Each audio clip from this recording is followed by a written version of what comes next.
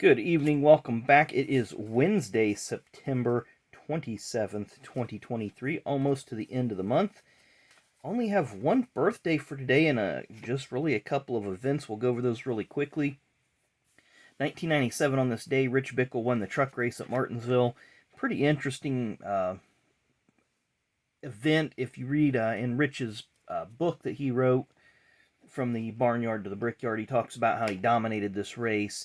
And basically, NASCAR told him, and I'll just kind of paraphrase this from the book, the NASCAR told him, if you get too big of a lead, we're throwing a caution. We don't want you stinking up the show, because he was fast in practice, easily handled the field through most of the race, and, it was just kind of one of those interesting things that you hear about. Then 1 year later on this date, in 1998, Ricky Rudd dominated the race at Martinsville, but not after an early issue with his onboard helmet cooling system malfunction on an incredibly hot day.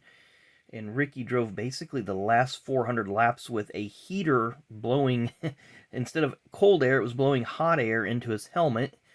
And he toughed it out and did the victory lane interview laying down and said very, very few words. So anyway, our one birthday today, and I didn't even get the year. Let me grab that right quick here for you guys. Don't know why I didn't grab the year. Wasn't thinking about it. But born on this date in 1931, and he passed away sadly in 2010. I didn't realize that.